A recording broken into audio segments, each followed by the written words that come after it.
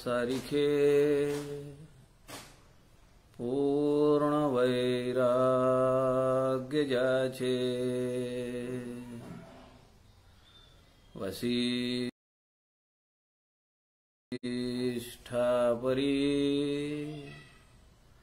ज्ञान योगेश्वराचे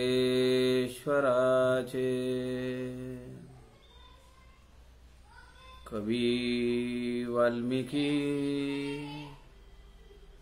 सारिखा मान्य ऐसा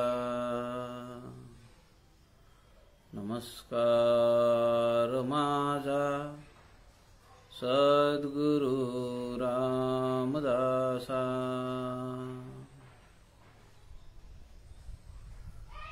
रामामी तव दास दास म्हणता माते कशाचे भय। रामा जाईन ज्या स्थळी सुख घना होईल तेथे जय। रामाया भुवनात्रयी तुझ विना नाही दुजा तारक। रामा तू सकलार्थ पूर्ण करीशी तू तात मी बालक। मला वाटते अंतरित्वा वसावे तुझ्या दासबोधासी त्वा बोध व्हावे। अपत्यापरी पाजवी प्रेम रसा महाराजया सद्गुरु रामदासा। जय जय रघुवीर समर्थ सब संतन की जय।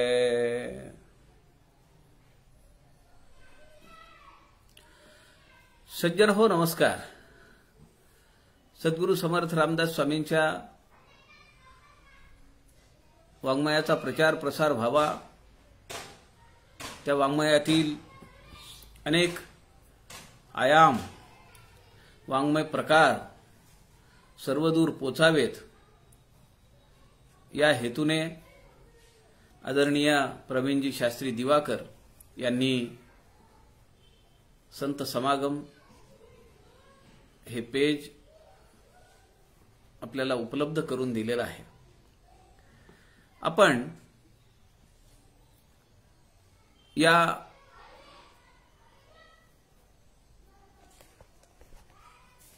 व्यासपीठाच्या माध्यमाद्वारे समर्थांच्या 21 समासी अर्थात जुना दासबोध या ग्रंथाचं चिंतन करण्याचा प्रयत्न करतो आहोत। आपण सध्या 13वा दशक मी पण निरसन या समासाचा 13व्या समासाचा आपण अभ्यास करतो आहोत। काल आपण या समासातील 46व्या ओवीपर्यंत आलो होतो आणि समर्थ आपल्याला मीपणा कसा घालवला पाहिजे त्याची प्रक्रिया समजावून सांगतायत। निमित्त आहे त्यांचा अत्यंत निकटचा सर्वात पहिला शिष्य उद्धव स्वामी। उद्धवांना ते समजावून सांगतायत की मी पण कसं घालवलं पाहिजे। सुरुवातीला प्रपंचातलं मी पण सांगितलं। तुमच्या माझ्यासारख्या व्यावहारिक जीवनामध्ये आम्ही काम करत असताना, आमचा व्यवहार करत असताना आम्ही मीपणा कसा घालवला पाहिजे त्याची अनेक उदाहरणं दिली. समर्थ आता या ओव्यांमध्ये साधना करणारा जो शिष्य आहे त्याला मी पण कसं घालवावं, मीपणाचा कसा निराश करावा ते सांगतायत. समर्थ म्हणतायत फक्त तुझाच मी पण निरसन करायचंय का, तुझ्यातला मी काढायचा आहे का, असं नाहीये. तर हा मी एक सद्गुरू म्हणून किंवा स्वामी म्हणून, गुरु म्हणून माझ्यातला सुद्धा मी काढला पाहिजे. आणि तो समर्थ म्हणाले की माझ्यातला मी पण निघाला. आता असो हे बोलणे झाले, मी पण पाहिजे उडविले, या मी पणासीच एकले ठेवून कोण काज. उडविले बुडविले या तो वित्पत्ती, परी निरसली पाहिजे तुझी भ्रांती, या लागी बोलतो चित्ती सावध होई. एकाग्र चित्त करून ऐक, सावध हो. पुढे समर्थ 47व्या ओवीपासून काय सांगतायत ते आज आपण आजच्या या सत्रामध्ये पाहूया. आज या 13वा समास मी पण निरसन या समासाचा समारोप होईल. उद्यापासून 4 दिवस संत समागम या पेजवर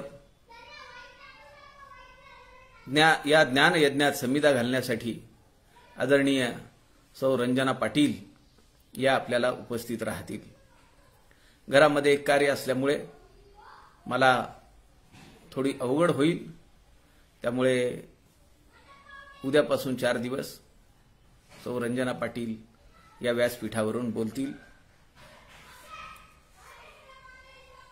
समर्थ 47व्या ओवीपासून काय म्हणतात ते पाहूया. श्रीराम समर्थ श्रीराम. तुवा जाणसी त्या वेगळे असिजे, ऐसे बोलिले आम्ही सहजे, परी हेची तुझ पाहिजे, परिच्छिन्न कळले श्रीराम. चारी देही चारी वाचा, पंचभूते त्रिगुणांचा, इंद्रिये चाळक तया मनाचा, जाणता तू होसी की श्रीराम. चारी अवस्था 5वी उन्मनी, वृत्ती निवृत्ती या लागुनी, यासीही जाणतोसी की झणी, लटिके बोलसी श्रीराम. आता बरे मन घालून पाही, मी पणासी ही जाणतोसी की नाही, जाटिल्यासी ही जाणतोसी राही, उगाची आता श्रीराम. जाटिल्यासी ही जाणीतले, ऐसे जरी तुझ कळले, तरी कळल्या वेगळे राहिले, तेची स्वरूप तुझे श्रीराम. आता नक्की तुझं स्वरूप काय? तू ज्याला माझं माझं म्हणतोयस त्या सगळ्यांचा निराश कर, सगळ्यांचा ऱ्हास कर, सगळं एक एक एक एक एक एक बाजूला काढ, आणि मग तुझ्या लक्षात येईल की तुझं निज स्वरूप काय. आपल्याला माहिती आहे की एखाद्या टोपल्यामध्ये अनावश्यक गोष्टी खूप आहेत, आणि त्यामध्ये आत्ता आपल्याला लागणारी एक आवश्यक गोष्ट आहे, ती आहे सूक्ष्म. कुठे खाली जाऊन बसली आहे. आपण त्या टोपल्यातल्या एक एक एक एक वस्तू बाहेर काढत राहतो, आणि शेवटी असा एक क्षण येतो की ती वस्तू आपल्याला सापडते. पण ती वस्तू सापडण्यासाठी ती त्या टोपल्याच्या बुडाशी गेलेली असते. वर जो फापट पसारा होता, अनेक वस्तू होत्या की ज्या कामाच्या नाहीयेत, त्या आपण टाकून दिल्या. समर्थ म्हणतात ते निज स्वरूप तुझे. तुवा जाणसी त्या वेगळे असिजे. तू कशाला जाणतोस? काय अभ्यास केलास तू? काय शिकलास तू? तुवा जाणसी त्या वेगळे असिजे, ऐसे बोलिले आम्ही सहजे, परी हेची तुझं पाहिजे, परिच्छिन्न कळले. मी सहज बोलून गेलो, पण हे तुला नक्की समजलं पाहिजे. मला ते सहज आहे, पण तुला मात्र सायास करावे लागतील, तुला परिश्रम करावे लागतील. तुला ते एवढं सोपं नाहीये. मी बोलून गेलो सहजपणे, कारण ते सद्गुरू आहेत. सद्गुरू त्यांच्या उद्गार वचनांनी, त्यांच्या काही वाक्यांवरून सगळा सार एक करून ते आपल्या शिष्याला भरवतात. जे वेदांचे अभ्यंतरी ते काढून अपत्यापरी, शिष्य श्रवणी कवळ भरी, उद्गार वचने श्रीराम. घास भरवतायत. काय कल्पना आहे आपल्या शिष्याला. त्याची भूक काय आहे? परमार्थिक भूक आहे. त्याला साधनेची भूक आहे. त्याला आध्यात्मिक क्षेत्रातल्या विकासाची भूक आहे. तो या पंचभौतिक देहामध्ये, या पंचभौतिक सृष्टीमध्ये तो रमत नाही. अशा शिष्याला तळमळून, कळकळीने, प्रेमापोटी, आपलेपणापोटी जे वेदांची अभ्यंतरी त्याचा सार काढलाय, अर्क एक्स्ट्रॅक्ट, ते काढून अपत्यापरी ते सगळं केलंय त्याने. काही शिष्याला सांगायची गरज नाही. मी काल आपल्याला म्हणालो, बाळ भूक लागलेली असते, अशा वेळी आई त्याला म्हणत नाही हे मिक्सर घे, हे तांदूळ कुकर लाव, काही म्हणत नाही. ती सगळं तयार करते आणि त्याच्या पुढ्यात येऊन बसते. बाळ इकडे तिकडे पळायला लागतं. त्याला बसवत नाही एका ठिकाणी. त्याला धरतीये, त्याला कौचिवचा घास म्हणून सांगतीये, कोण आलंय बघ म्हणतीये, दही आली का, हंबा आली का, आणि एक एक एक एक एक एक घास ती त्याला भरवतीये. समर्थ याच भावनेने आपल्याला सांगतायत, शिष्य श्रवण कवळ भरी, उद्गार वचने. आपल्या एका एका वचनांनी त्या शिष्याच्या कानामध्ये ते टाकतात. जसं काही कौचिवचा घास म्हणून चमचामध्ये घेतलेला घास, ते अन्न आपल्या बाळाच्या तोंडामध्ये आई भरवतीये. तुवा जाणसी त्या वेगळे असीजे. तू जे काही जाणतोस त्याच्यापेक्षाही अलग है, कुछ अलग है. ऐसे बोलिले आम्ही सहजे, परी हेच तुझं पाहिजे, परिच्छिन्न कळले. तुला व्यवस्थित समजलं पाहिजे, स्पष्टपणे समजलं पाहिजे. हीच तर माझी तळमळ आहे. शास्त्र रक्षून प्रत्यये आणिला, पूर्व पक्षो त्या गुण सिद्धांत पाहिला. शहाणा मूर्ख समजाविला, एका वचने श्रीराम. महावाक्याचा जप नाही बोलिला. समर्थ दासबोधामध्ये सांगतात, त्यावर चिंतन करायचंय, मनन करायचंय. अयमात्मा ब्रह्म, प्रज्ञानम ब्रह्म, अहम ब्रह्मास्मी. 4 महावाक्यांचा, 4 वेदांचे 4 महावाक्य आहेत. त्याचा विचार जाणून घेतला पाहिजे. अहम ब्रह्मास्मी, अहम ब्रह्मास्मी, अहम ब्रह्मास्मी असा जप करून काही उपयोग नाही. एका वचने शास्त्र रक्षून प्रत्यय आणिला. सगळ्या शास्त्रांचा सार काढलाय किंवा सगळ्या शास्त्रांचा संदर्भ घेतलाय. दासबोध ग्रंथ कसा आहे? 12 गीता, उपनिषद, शास्त्र, पुराण आणि मुख्य आत्मप्रचिती सहित. सांगोवांगीच्या गोष्टी नाहीयेत. समर्थ म्हणतात, मी अनुभवलाय आणि ते मी तुम्हाला सांगणार आहे. मुख्य आत्मप्रचिती हा पहिला शब्द फार महत्वाचा आहे. पहिला दशक, पहिला समास, ग्रंथारंभ लक्षण. दासबोधाची प्रस्तावना आहे. श्रोते पुसती कोण ग्रंथ, काय बोलिले जी येथ, श्रवण केलियाचे फळ, काय आहे श्रीराम. पहिलाच वाक्य, पहिली ओवी ही प्रश्नार्थक आहे. असा मला ग्रंथ तुम्ही शोधून दाखवा जगाच्या पाठीवर, अद्वैत प्रतिपादन करणारा ग्रंथ, की ज्याची सुरुवात प्रश्नाने आहे. म्हणून तो ग्रंथ राजदासबोध आहे. किती खासियत आहे तो, अनेक खासियत आहेत, अनेक वैशिष्ट्य आहेत दासबोधाची.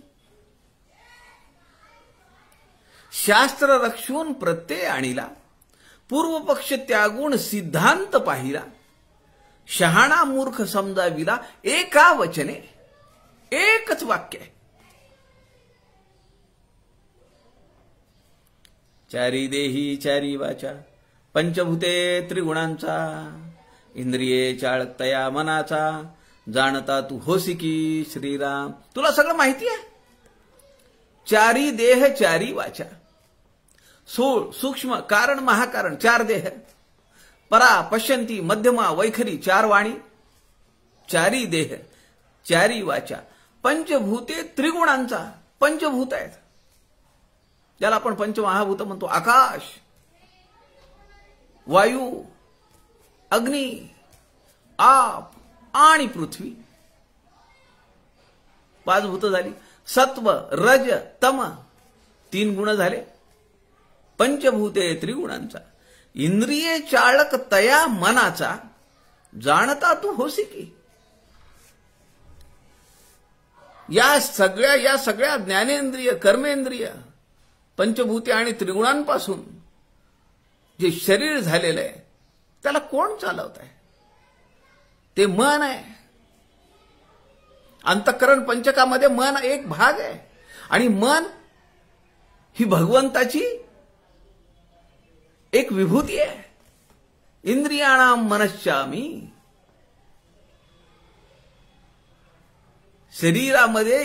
शरीरातील इंद्रियांमध्ये मी मन आहे. मन इतर इंद्रियांसारखं कान नाक डोळे हात पाय तोंड दिसतं का? पण ते एक इंद्रिय आहे आणि ते सगळ्यांचा अधिपती ते आहे. आणि मन कुणापासून तयार झालंय? चंद्रापासून तयार झालंय. म्हणून त्यात मोहकता आहे. सूर्यासारखी दाहकता नाहीये. लोभसपणा आहे. मोह निर्माण करणार आहे. आणि भगवंत म्हणतात ते माझं स्वरूप आहे, माझी विभूती आहे. इंद्रिय चाळक तया मनाचा. चाळक म्हणजे चालवणारा नव्हे, चालवणारा. कर्मेंद्रिय ज्ञानेंद्रिय या पंचभूती अष्टधा प्रकृतीला चालवणारं कोण आहे? मन आहे. त्यालाही तू जाणतोस. चारी अवस्था पाचवी उन्मनी.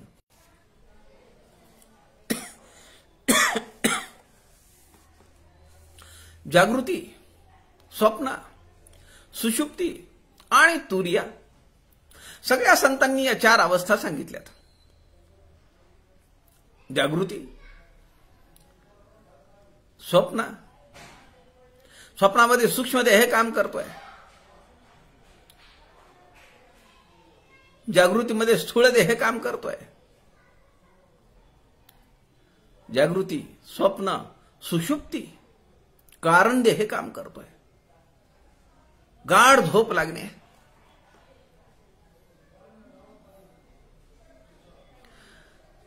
या अवस्थेमध्ये देहाचं कार्य चालू आहे.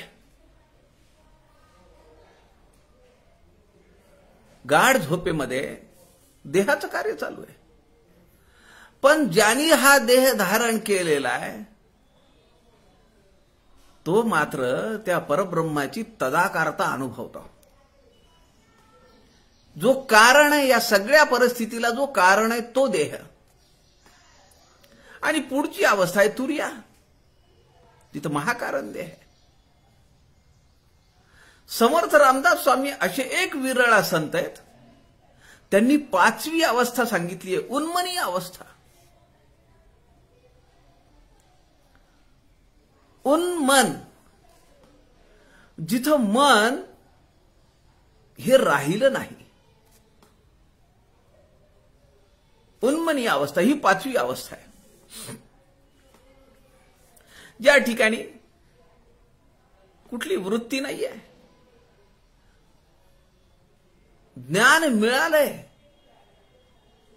याची अनुभूती देखील नाहीये. वृत्ती शून्य अवस्था आहे. समर्थ म्हणतात चारी अवस्था पाचवी उन्मनी. तू माझ्यासोबत राहून एवढा अभ्यास झालाय तुझा की तू या सगळ्या तत्वांना जाणलेला आहेस, अभ्यास केलेला आहेस. यासी जाणतोसी की झणी, लटिके बोलसी श्रीराम. सगळं जाणतोस की नाही तू? समर्थ त्याला जरा त्याच्यावर डॉमिनेट होऊन मोठ्या अधिकाराने त्याला त्याच्याकडून वदवून घेतात. जाणतोस ना तू हे सगळं? लटिके बोलसी का खोटं बोलतो? आता बरे मन घालून पाही, मी पणासी ही जाणतोसी की नाही, जाटिल्यासी ही जाणतोसी राही, उगाची आता श्रीराम. आता बरे मन घालून पाही. आता मन आणखी सूक्ष्म कर, आत आत उतर. वर वर काही मिळणार नाही, मासे देखील मिळणार नाहीत. समर्थ म्हणतात भाजी देखील मिळणार नाही. ज्याला खाली बुडी मारता येते, तळापर्यंत जाता येतं, त्याला मोती मिळतील. आणि म्हणून आमचं घोषवाक्य काय? विवर्ता विशेषा विशेष कळो लागे. विवरणे म्हणजे काय? तुम्ही कधी पक्ष्याला पाहिले का? एक गरुड वगैरे असा मोठा पक्षी जो आपल्या पंखांची खूप उघडझाप करतो आणि त्यानंतर सगळी हवा आपल्या शरीरामध्ये वायू पेशींमध्ये भरून घेतल्यानंतर, वायू कोशांमध्ये ती हवा भरून घेतल्यानंतर तो अत्यंत लाईट वेट त्याला जाणवायला लागतं आणि मग तो स्वच्छंदपणे आकाशामध्ये गिरक्या घेत राहतो. आता त्याच्या पंखाची हालचाल नाहीये, त्याच्या पायांची हालचाल नाहीये आणि तो स्वच्छंदपणे गिरक्या घेतो. कधी डाव्या हाताला, कधी उजव्या हाताला, कधी खाली येतो, कधी वर जातो. आता त्याला कुठलेही कष्ट लागत नाहीत. विवर्ता विशेषा विशेष कळो लागे, ही अशी धारणा आहे, ही अशी अवस्था आहे. समर्थ म्हणतात तू आता अजून थोडं सूक्ष्म मन कर. तुझ्या मीच जे स्फुरण आहे ते तुला जाणवेल. ते स्फुरण कुठे आहे? परे खालते. परा पश्यंती मध्यमा वैखरी या 4 वाणी आहेत आणि परेचं स्थान कुठलं आहे? नाभी आहे. त्याच्यात थोडं खाली काय? योगशास्त्र काय सांगतं? कुंडलिनी शक्ती आहे. परे खालते. आता ते जेव्हा तू जाणशील, साधनेद्वारे हे सगळं होऊ शकतं. आम्हाला आमचे ग्राहक तीर्थ बिंदू माधव जोशी हे सगळं समजावून सांगायचे बऱ्याच वेळा. त्यांचे पंजोबा, त्यांचे आजोबा, त्यांचे वडील सिद्ध होते, साधना सिद्ध होते, योग सिद्ध होते.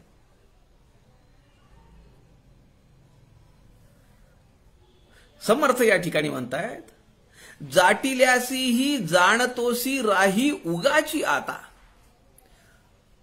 मी त्याला जाणलंय, ती जाणीव सुद्धा निघून जाऊ दे म्हणतात. तुला ते कळलंय ना, तू त्याला जाणलंस ना, तुला ते कळलंय, मला कळलंय, ही भावना सुद्धा राहू देऊ नको. आपल्या जीवनामध्ये साध्या साध्या घटना घडतात. आम्हाला काहीतरी पहिल्यांदा समजतं, आम्ही लगेच सांगतो इतरांना, अहो मी आज गेलो होतो तिकडे आणि मला आज पहिल्यांदा हे मी पाहिलं, हे मी पहिल्यांदा ऐकलं, माझा विश्वास नाही बसला, पण हे खरंय बरं का, मी स्वतः पाहिलंय. आम्ही लगेच दौंडी घेऊन पिटतो गावामध्ये. पण समर्थ म्हणतात की ती जाणीव सुद्धा तू मला कळलीये याची जाणीव सुद्धा तुझ्या अंतःकरणात राहू देऊ नकोस. मी ते जाणलंय. म्हणून जे खरे सिद्ध योगी आहेत ते समाजात मिसळत नाहीत आणि त्यांना जर कुणी विचारलं तर ते काही सांगण्याच्या भानगडीतही पडत नाहीत. ते सांगत नाहीत आणि काहीच समजलं नाही अशा आविर्भावात ते राहतात. ही खासियत आहे. आणि ज्यांना काही ज्ञान झालेलं नसतं किंवा अर्धवट ज्ञान झालेलं असतं, साधना टप्प्याटप्प्यानं अजून अर्धी नाही झालेली, हा लगेच प्रकांड पंडितासारखा बोलायला चालू करतो. सभा, कीर्तन, प्रवचन, अनेक ठिकाणी जाऊन तो व्याख्यानं देतो, प्रवचन देतो. ज्याला सगळं समजलेलं आहे तो मात्र गुप्त एका जागेवर जाऊन बसतो. कथा होता तेथे जावे, दूरी दिनासारिखे वैसावे, सकळ हरद्र घ्यावे, अंतर्यामी श्रीराम. मला माहिती आहे, याचा मी अभ्यास केलेला आहे, याची मी परीक्षा दिलेली आहे, हे मी ऐकलेलं आहे, याच्यावर मी 7 दिवस बोललेलो आहे, असं ते कधीही म्हणत नाहीत. ही त्यांची खासियत असते. समर्थ म्हणतात, जाटिल्यासी ही जाणतोसी राही. मी ते जाणले ही भावना देखील तुझ्या अंतःकरणात उपजली नाही पाहिजे. उगाची आता गप्प बस, शांत बसून राहा.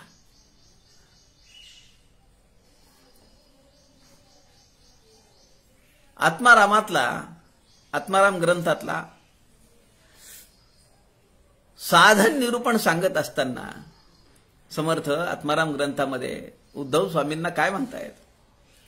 तुझे स्वरूप तुझची न कळे, ते जया साधने आकळे, ते साधन ऐक सोहळे, भोगिसी स्वानंदाचे श्रीराम. तुझे स्वरूप तुझची न कळे. मी असताना, माझ्यात मी असताना माझं स्वरूप समजणार नाही. का नाही समजणार? कारण तिथं मी आहे. एक महात्मांचं प्रवचन चालू होतं, मला आता आठवत नाहीये. ते म्हणाले, अरे त्या भगवंताला तुला अंतःकरणात बसवायचंय ना, मग त्यातला मी तर काढ. एकच सिंहासन आहे ना तिथं, ते दोघ जण कसं शेअर करतील? नुसतं त्या मीला नाही काढलं पाहिजे. अनेक वर्ष झाली हा मी तिथं बसलेला आहे, तो घट्ट चिकटून बसलेला आहे, त्याला तर काढलंच पाहिजे. तो अत्यंत चिवट आहे, पण तो बरीच वर्ष एकाच जागेवर बसलेला असल्यामुळे त्याच्या अवतीभोवती जी कोळिष्टक झालेली आहेत, दुर्वासनेची कोळिष्टक, अहंकाराची कोळिष्टक, क्रोधाची जाळी जळमट, मोहाची जळमट, हे सगळं काढलं पाहिजे. हे सगळं काढलं पाहिजे. ते जर काढून स्वच्छ करून साफसूफ करून जर सिंहासन ठेवलं तर तो भगवंत येऊन तिथं बसेल. त्याला आवाहन करायचं तर त्याची व्यवस्था नको करायला अगोदर? प्लॅनिंग करायला नको? तुझे स्वरूप तुझची न कळे, तू जिथं आहेस तिथं तो येऊ शकत नाही.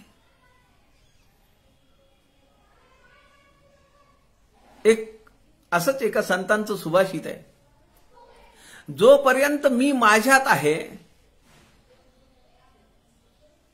जोपर्यंत मी माझ्यात आहे तोपर्यंत तो माझ्यात येणार नाही,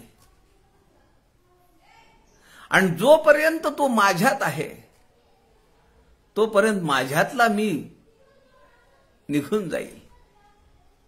त्याचं अधिष्ठान असलं पाहिजे. जेव्हा तू आहेस तेव्हा तुला तुझं स्वरूप समजणार नाही, कारण त्या स्वरूपाला द्वैत नाही चालत. मनाच्या श्लोकात समर्थ सांगतात ते, तुझे स्वरूप तुझची न कळे. तुला वाटतं का मी ते जाणून घेत नाही? शक्यच नाही. जोपर्यंत तुझं आत्मनिवेदन होणार नाही, जोपर्यंत तू अनकंडिशनल सरेंडर होणार नाही, तोपर्यंत ते तुला सापडणार नाही. ते तुझ्या जवळच आहे. सदा सर्वदा देव सन्निध आहे, कृपाळूपणे अल्पधारिष्ट पाहे, सुखानंद आनंद कल्याणदानी. तो जवळच आहे. पण तो धारिष्ट पाहतोय, अल्पधारिष्ट. आम्हाला वाटतं आता एवढा मोठा दुःखाचा डोंगर आमच्यावर कोसळला, आता काय करू मी? कुठे गेला देव? तो येत नाहीये माझ्याकडे माझा छळ मांडला ते, माझं चांगलं झालेलं देखवलं नाही, असं पण म्हणतो आम्ही. किंवा त्याची आठवणही काढत नाही, पण तो आमच्या जवळच असतो. जसं काल सांगितलं मी, भक्त पेंगुळलाय, थकलाय, चालता चालता चालता त्याला ग्लानी आली आहे. आणि जेव्हा तो जागा होतो, शुद्धीवर येतो आणि मागे वळून पाहतो, तो दोनच पाय दिसतात त्याला.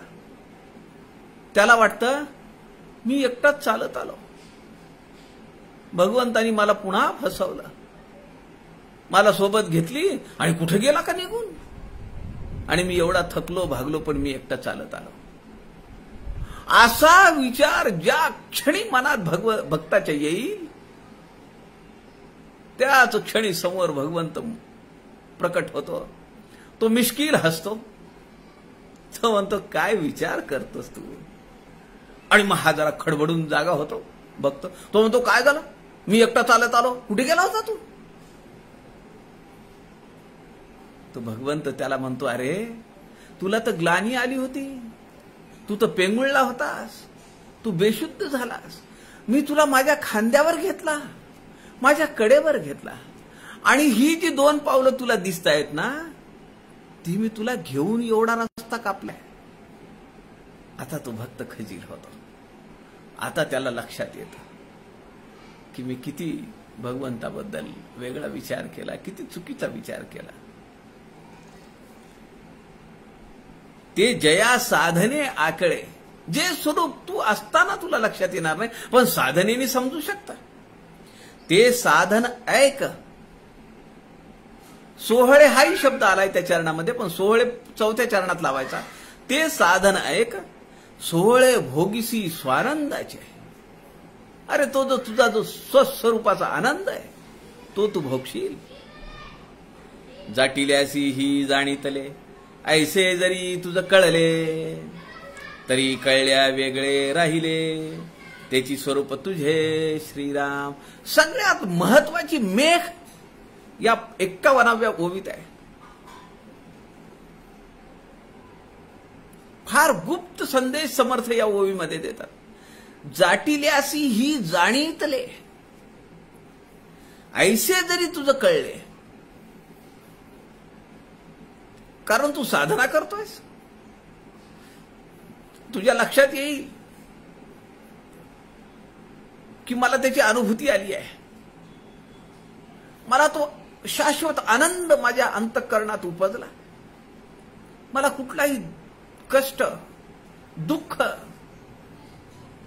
त्याचा वारा सुद्धा माझ्या अंतःकरणात नाही. आता सच्चित आनंद, या तिन्ही अवस्था तुझ्या ठिकाणी प्रकट झाल्यात आणि त्या तू अनुभवल्यास असा एक क्षण येऊ शकतो. जी मंडळी योग साधना करतात त्यांना याची प्रचिती येते. एक क्षणासाठी असं वाटतं की माझा देह अत्यंत हलका झालेला आहे. या क्षणी तो आकाशामध्ये विहार करू शकतो असं त्याला वाटतं. त्याची ती अनुभूती आहे. योगी अरविंद त्या तुरुंगामध्ये कसे एवढे लाईट वेट झाले, देहासकट ते आढ्याला जाऊन चिकटले. तो जेलर जो होता तो आला तर घाम फुटला त्याला की इथं कैदी दिसत नाहीये, आणि सहज त्याचं लक्ष वर गेलं तर योगी अरविंद ध्यानावस्थेमध्ये त्या आड्याला जाऊन चिकटलेत. सदेह वैकुंठ गमनाची प्रक्रिया काय आहे याच्यापेक्षा वेगळी. जर तिथं आढे नसते, जर छत नसतं, योगी अरविंद राहिले असते का? जगद्गुरु तुकोबाराय त्याच मार्गाने गेले. सदेह वैकुंठ आम्हाला त्याची जाणीव होते. आता सदेह वैकुंठाला जाण्याची प्रक्रिया फार पुढची आहे, पण त्याचा सूक्ष्म अनुभव आम्हाला येतो हे नक्की आहे. आपल्यापैकी बऱ्याच जणांना त्याची आपण तो आनंद चाखलेला असेल, अवर्णनीय आनंद. जाटिल्यासी ही जाणीतले, मी जाणले हे मला कळलंय. ऐसे जरी तुझं कळले तरी कळल्या वेगळे राहिले तेच स्वरूप तुझे. कळल्या वेगळेही राहिले ते तुझं स्वरूप आहे.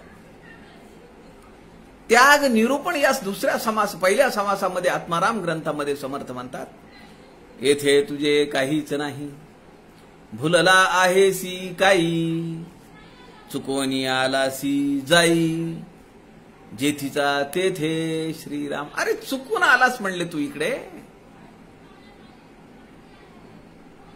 तू पुन्हा तिथं जा जिथून इकडे आलास.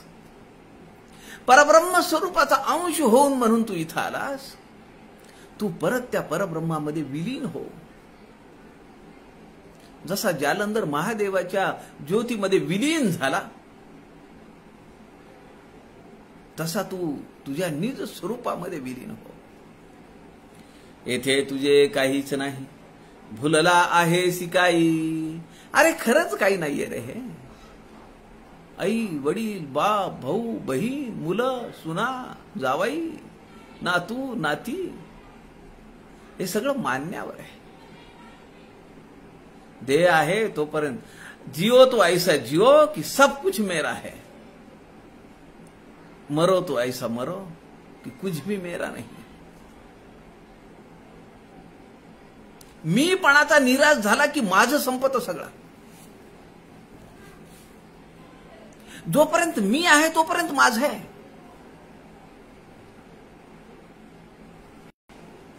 तीन महिने झाले आमच्या वडिलांना जाऊन. 12 तारखेला मी दुपारी जाऊन त्यांना भेटून 15 मिनिट बोलून आलो हॉस्पिटलमध्ये. ते सारखं म्हणत होते आईला बोलव आणि मला बोलव, विजयाला बोलव, आईला बोलव. माझ्या 2 भावांना सांगत होते ते. मी त्यांना जाऊन सांगितलं, म्हणलं अत्यंत भयानक परिस्थिती आहे. सगळीकडे पोलीस आहेत, एकही दुकान एकही घर उघडं नाहीये. फक्त मेडिकलची दुकानं उघडी आहेत आणि मेडिकलच्या बाहेर रांगा लागलेल्या आहेत औषधासाठी. भयानक परिस्थिती. माझ्या आयुष्यात असा प्रसंग पहिल्या वेळा पाहिलाय. आईला हॉस्पिटलमध्ये आणता येणार नाही, तिला बीपीचा त्रास आहे.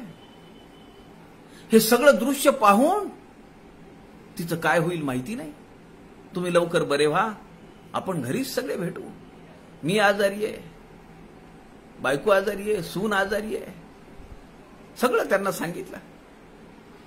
सज्जनो, त्या क्षणापासून त्यांनी स्वतःला डिटॅच करून घ्यायला चालू केलं.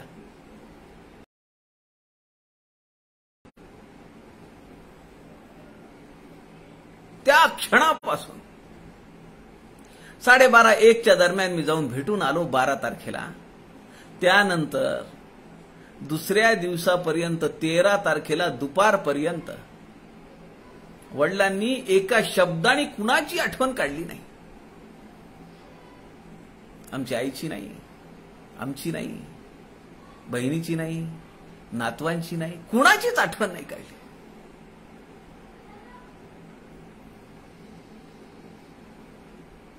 ठाकुरजी म्हणतात त्याप्रमाणे जियो तो ऐसा जियो सब कुछ मेरा है, मरो तो ऐसा मरो कि कुछ भी मेरा नहीं, मी भी मेरा नहीं है. ज्याला मी मी मी मी म्हणतो ते सुद्धा माझं नाही आहे. मग या मीवर जो डोलारा उभा राहिलेला आहे तो माझा कसा असेल? समर्थ ती प्रक्रिया आम्हाला इथं समजावून सांगतायत. जाटिल्यासही जाणीतले, ऐसे जरी तुझं कळले, तुला त्याची अनुभूती आली, सूक्ष्म तदाकारता लाभली, तुला सगळ्या वृत्ती, तुझ्या सगळ्या कल्पना, सगळे संदेह, तू निर्विकल्प झालास काही क्षणासाठी. स्वामी विवेकानंद 72 तास श्रीपाद शिलेवर बसले होते. 72 तास. आम्हाला 72 सेकंद जरी तशी अवस्था आली तरी आमचा देह किती पुलकित होतो. समर्थ म्हणतात ते जरी तुला समजलं तरी कळल्या वेगळे राहिले तेची स्वरूप तुझे. तू जर कळलं म्हणशील तर ते तुझं स्वरूप नाहीये. काय खासियत आहे. मला जेव्हा मी कळलं म्हणतो तेव्हा संत आणि शास्त्र सांगतात की तुला काहीच कळलं नाही.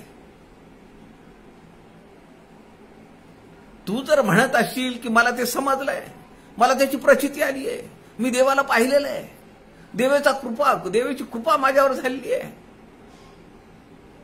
लोक म्हणतात, सगळी संत महंत म्हणतात, महानुभाव म्हणतात, हे सब झूठ आहे. त्याला एक गोड शब्द समर्थांनी वापरलाय, मौन्य प्रभा. मौन्य प्रभा, काहीच बोलणे नाही, अनुर्वाच्य स्थिती. आणि जर तुला समजलंय असं वाटलं तर ते नाही समजलं तरी कळल्या वेगळे राहिले ते जी स्वरूप तुझे. तू कळलं म्हणलास की तुझं स्वरूप नाहीये, ते छद्मी स्वरूप आहे. तुला कळलं नाही असं जर वाटलं म्हणजे वाटण्याचा प्रश्नच नाहीये. येथे तुझे काहीच नाही. त्याग निरूपण. कशाचा त्याग करायला सांगतायत आत्माराम ग्रंथामध्ये, आणि या शिष्याला समर्थ सांगतायत.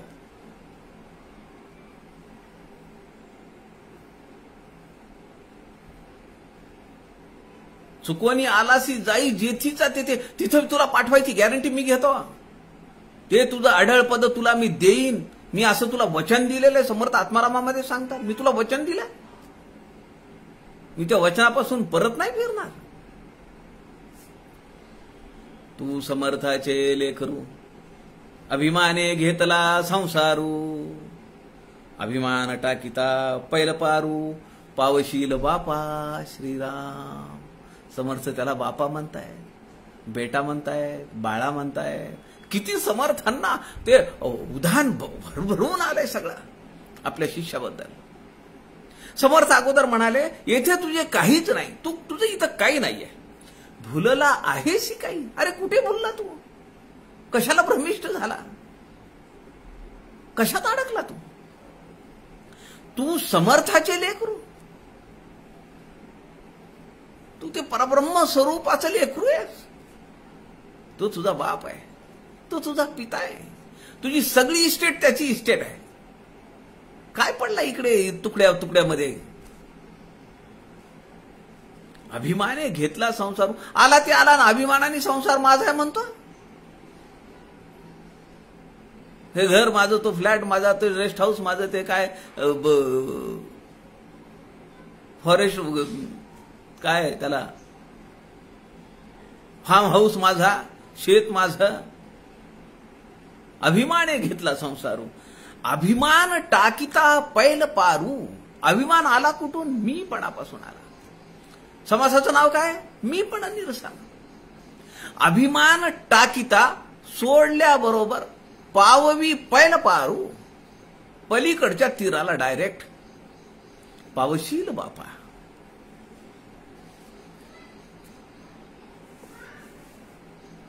माझे शरीर ऐसे म्हणतो, तरी तो जाण देहा वेगळाची तो.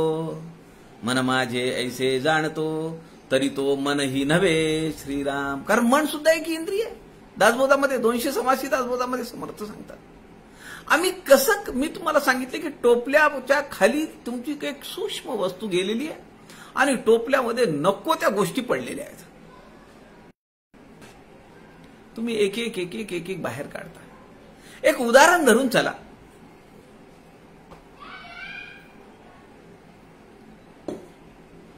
मी तुमच्या घरी आलो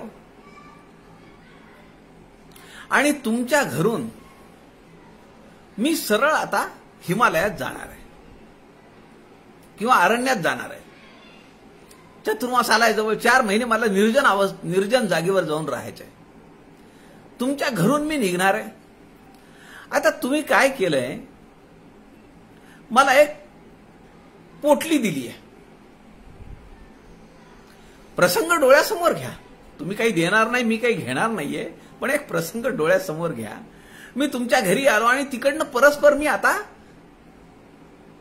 अरण्यवासाला निघालोय. तुम्ही माझ्याकडे एक पोटली दिली आहे. माझ्याकडे बॅग नाही आता. तुम्ही म्हणाला हे राहू द्या तुमच्यासोबत, तुम्हाला कामाला येईल. आता मी तुमच्या घरून निघालो थोडं अंतर चालून गेलो, गावाच्या बाहेर गेलो. माझ्या मनात उत्सुकता आहे. काय दिलंय हे पोटलीमध्ये? मी निघालोय अरण्यवासात, पण माझ्या मनात उत्सुकता आहे. अजूनही देहबुद्धीत आहे. काय दिलंय यांनी? यांना तुम्ही म्हणालो होतो आता मी अरण्यात चाललो. मग मी काय करतो, गावाच्या बाहेर गेलो, लांब गेलो, मी तिकडे दुर्लक्ष करतो अगोदर. पण दुर्लक्ष होत नाही. सारखी नजर तिकडे जाते, सारखी नजर तिकडे जाते. या पोटलीत काय, या पोटलीत काय? मग मी एका झाडाखाली बसतो, ती पोटली उघडतो. त्यात तुम्ही मला टूथब्रश, टूथपेस्ट दिलेली आहे. मी विचार करतो आता मला अरण्यात जायचं आहे. लिंबाच्या झाडाची काडी घेईन, त्याच्याने मी दात घासीन. टूथपेस्ट, टूथब्रश मी फेकून दिला. दुसरी वस्तू माझ्या हाताला लागली, साबण. मी विचार करतो काय गरज आहे साबण? आता मी पाण्यामध्ये, वाहत्या पाण्यामध्ये स्नान करणार आहे. तिथली माती माझ्या शरीराला लावणार आहे. त्या मातीने माझं अंग घासणार आहे. आणि ती साबण माझ्या अंगाला लावून ते पाणी दूषित केल्याचं पाप मला लागेल, म्हणून मी ती साबण फेकून देतो. तुम्ही मला थोडा चिवडा दिलाय, 2 लाडू दिले आहेत. मी विचार करतो आत्ता तर मला भूक नाहीये आणि मी अरण्यात निघालोय. भगवंत माझी काळजी घेईन. कशासाठी मी हा संग्रह केला पाहिजे? मी ते लाडू चिवडा टाकून देतो. असं करता करता करता करता काही वस्त्र निघाली. मी म्हणलं काय करायचंय? माझ्या अंगावर एक लुंगी, एक पांढरा सदरा बाज झाला. तो पिळायचा, वाळत घालायचा, पुढच्या प्रवासाला निघायचा. आणि जेव्हा फाटेल करेल तेव्हा देईल कोणीतरी. भगवंताला काळजी आहे ना. असं करत करत करत मी त्या सगळ्या वस्तू टाकतो. ती आहे तत्व निरसन. आणि जी पोटली घेऊन माझ्या खांद्यावर मी चाललो होतो, काय दिलं ह्यांनी, काय दिलं ह्यांनी, काय दिलं ह्यांनी, ते तत्वचिंतन. तत्वचिंतन केलं, ते उघडून बघितलं, तत्वांचा निराश झाला. आणि जेव्हा मी ते उपर्ण असं झटकतो, ती जी पोटली बांधून दिलेलं आहे तुम्ही, ते मी जेव्हा झटकतो, तो म्हणजे तत्व झाडा. समर्थांना ते इथं अपेक्षित आहे. ते वस्त्र सुद्धा मी झटकून तिथं टाकून देतो. गरज नाहीये मला या वस्त्राची सुद्धा. समर्थ इथं म्हणतात,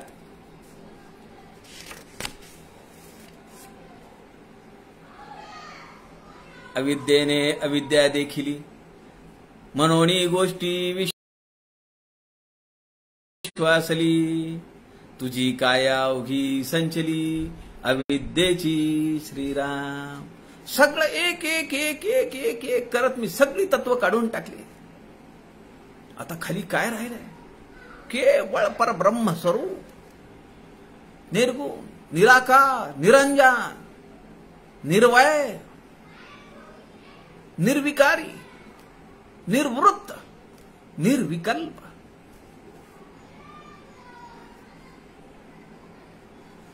समर्थ दासबोधामध्ये म्हणतात, आता होणार ते होय नाका, जाणार ते जाय नाका. काय होईल, काय होणार नाही, त्याची चिंता नाहीये. सगळं त्याच्यावर सोडलंय. शेवटी समर्थ म्हणतात, सगळं सांगितलं, हे तत्वचिंतन झालं, तत्व निरसन झालं, तत्व झाडा झाला. आता समर्थ म्हणतात, आता सांग रे अनुभव कैसा, स्वामी नाही सांगिजे ऐसा, ऐसे बोलतोसी कैसा, फटरे पडत मूर्खा श्रीराम. समर्थ आपल्या शिष्याला सुद्धा म्हणजे त्याला उचलतात उचलतात उचलतात आणि पुन्हा त्याला खाली आणून म्हणतात, आता झालं का नाही निरसन तुझ्या मनातलं? मी तुला उचलला होता, हवेत आहेस का तू? आता सांग रे अनुभव कैसा. आता काय वाटतंय तुला? आता तुझा अनुभव सांग मला. स्वामी नाही सांगीची ऐसा. तू म्हणतो आता मी काय सांगणार आहे? काहीच सांगू शकत नाही. समर्थाने बरोबर त्याला पकडीत पकडलाय. त्याला माहितीये शिष्याला की आपण जर म्हणालो स्वामी मला तो परब्रह्म स्वरूपाची तदाकारता लागली हो, तो शाश्वत सुखाचा अवीट आनंद निळखळ निर्झर झरा मला तो सापडला, असं म्हणणं म्हणजे चूक आहे. म्हणून तो काय म्हणतो, नाही नाही मी काहीच सांगू शकत नाही. समर्थांनी तिथं सुद्धा त्याला धरलेला आहे. समर्थ म्हणतात नाही सांगी जैसा हे तुझं कळले, काही सांगू शकत नाही हे तुला बरं कळलं, तरी मी बोललो ही व्यर्थची गेले. अरे म्हणले जसं तू मला समजलंय ते परब्रह्म स्वरूप, मी त्याची प्रचिती घेतलीये, मला ते आकळलंय, मला ते त्याचा अनुभव आलाय, हे जसं झूट आहे तसं मी काही सांगू शकत नाही ही भावना देखील झूट आहे.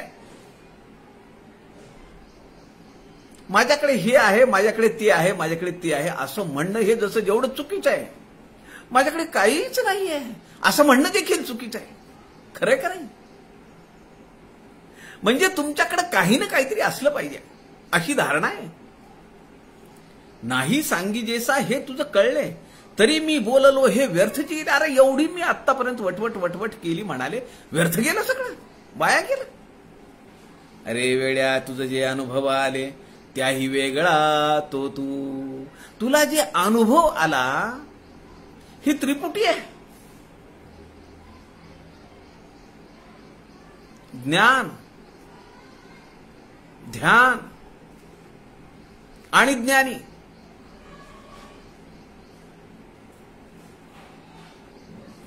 त्रिपुटी अनुभव, अनुभविता आणि अनुभव्य या सगळ्यापेक्षा तू परे आहेस, या सगळ्यापेक्षा वेगळा आहेस. आत्माराम ग्रंथामध्ये समर्थ पुढे या शिष्याला सांगतायत, तू नाशिवंतामध्ये आलासी, आपणा सकारे चोरीसी, नाशिवंत देता चकचकीसी, फटरे पडत मूर्खा श्रीराम. मी तो म्हणतो सगळं दिलं मी स्वामी तुम्हाला, तुम्ही म्हणता ना जे जे नाशिवंत जे जे माझ्यासोबत येत नाही चला मी देऊन टाकलं तुम्हाला. समर्थ त्याला बरोबर तिथं पकडीत धरतात. तू दिला म्हणजे तू आहेस देणारा. तसं इथे फटरे पडत मूर्खा म्हणलंय. शिष्य विचारून बोले, स्वामी काहीच नाही उरले, अरे नाही बोलणे ही आले नाशिवंता मध्ये श्रीराम. समर्थ म्हणतात अरे तू म्हणतो ना माझ्याकडे काही उरलं नाही समर्थ स्वामी, मी तुम्हाला सगळं देऊन टाकलंय, आता माझ्याकडे काही उरलेलं नाही ही भावना देखील उरलीये ना, की माझ्याकडे काही राहिलं नाही ही भावना देखील राहता कामा नये. आता सांग पाहो बारे उगाची राहिला शिकारे, मान हलवितो घ्या रे जिवेची यासी श्रीराम. जीवित्व अवघे लोपले पहा हो कैसे झाले, नाम घ्याव्यासी उरले नाही कोणी श्रीराम. अरे शिष्या सावध होई तुझ आणखी सांगतो काही, मी पण पाहता नाही भेव नको श्रीराम. समर्थ त्याला बरोबर मुद्द्यावर धरतात. त्याला म्हणतात हे बघ आता सांग पाहो बारे उगाची राहिला असं का रे. अरे तू माझ्या भिडस्त स्वभावामुळे किंवा तुझ्या भिडस्त स्वभावामुळे किंवा मला तू अत्यंत उच्च असं सद्गुरू स्वामी असं तू मला समजतोस, अधिकारी समजतोस, ज्ञानी माणूस म्हणतोस, म्हणून तुला त्याची अनुभूती आली असंही सांगू शकत नाही, आणि मी आता तुला फटरे पडत मूर्खा म्हणलंय म्हणून तू आता गप्प बसलास, उगाची राहिलास का रे, शांत बसलास एकदम. मान हलवितो घ्या रे जीवेची अशी, मान हलवतोस ना. नाही मी काही बोलू शकत नाही, बोलत नाही, मान हलवतो. जीवित्व अवघे लोपले पहा हो कैसे आले, नाम घ्याव्यासी उरले कोणी नाही. दशक 4 समाज 10 आत्मनिवेदन, 9वी भक्तीतली शेवटची भक्ती. तत्वे तत्व जेव्हा सरे तेव्हा आपण कैचा उरे, आत्मनिवेदन येणे प्रकारे सहजची झाले श्रीराम. मी तुम्हाला सगळं देऊन टाकले म्हणणारा सुद्धा उरला नाही पाहिजे. काय परिस्थिती आहे, काय स्थिती आहे. सोहम हंसा हे उत्तर, याचे पहावे अर्थांतर. पाहता आत्मयाचा विचार, आपण कैचा तेथे श्रीराम. निरसिता जीवशिव उपाधी, जीवशिवची कैचे आधी. स्वरूपी होता दृढ बुद्धी, आपण कैचा श्रीराम. सोहम हंसा हे उत्तर आहे. एके ठाई बैसोनी राही. समर्थ काय म्हणतात, उगेच बैसोनी राहावे. काही उगेची म्हणजे काय, हा एके ठाई बसून राहा म्हणून सांगितलं. दुसऱ्या चरणामध्ये सांगतात उगेची बैसोनी राही. म्हणजे शरीराने तो गप्प बसला, शांत बसला. उगे म्हणजे शांतपणे बसून राहा.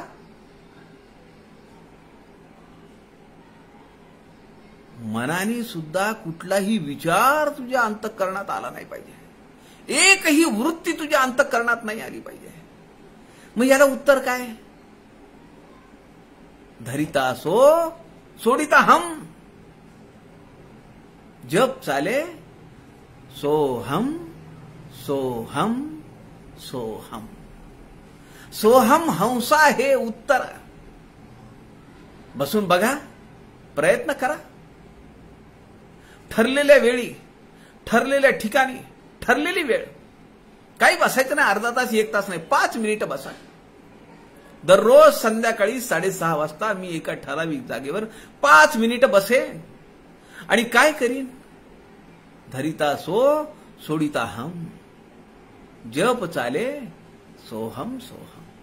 सोहम हंसा हे उत्तर.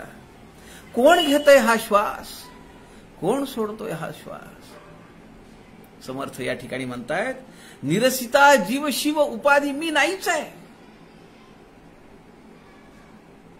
मी श्वास घेत नाहीये. आणि मी असं म्हणू शकतो का, फार प्रदूषण आहे इथं, मी श्वास घेणार नाही. मी नांदेडला जाईन, आता मुंबईमध्ये आहे, फार प्रदूषण आहे, मी श्वास घेतलाच नाही 8 दिवस. आता नांदेडला आलो, आता जंगलामध्ये गेलो, आता घळीमध्ये गेलो, आता गडावर गेलो, शुद्ध हवा आहे, तिथं मी श्वास घेतो, चालेल.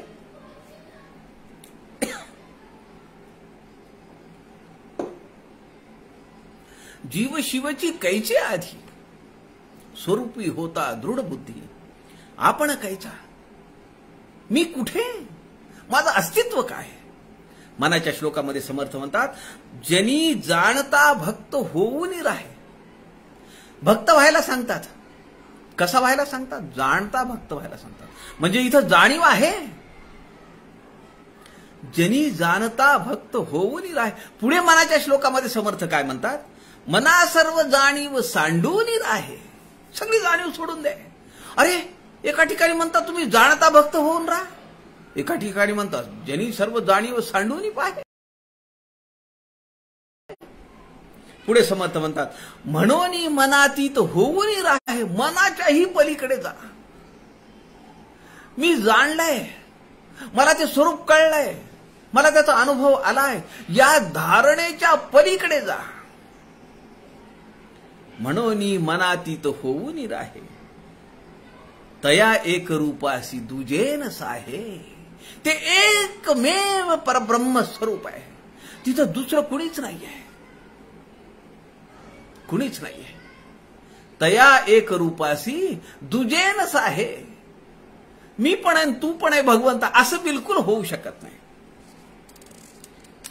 समर्थ म्हणतात, अरे शिष्या सावध होई, तुझं आणिक सांगतो काही. आता थोडं थांब, एक क्षण थांब. झालं, समाज संपत आलाय, थोडं थांबा. 4 वाजलेत माहितीये, पण थोडं थांबा. अरे शिष्या सावध होई, तुझं आणखी सांगतो काही. मी पण पाहता नाही भेव नको. अरे तुला असं वाटतं का की तुझ्यातला मी संपल्यावर आता काय होईल माझं. भिवू नको, घाबरू नको. राम आणि दास दोघे पहुडले रामी. राम आणि त्याचा दास ते झोपलेले आहेत, योग निद्रेत आहेत. आणि कुठं पहुडलेत? राम स्वरूपामध्ये पहुडलेत. रामाचं तर रामाचं स्वरूपच आहे. दास सुद्धा त्यात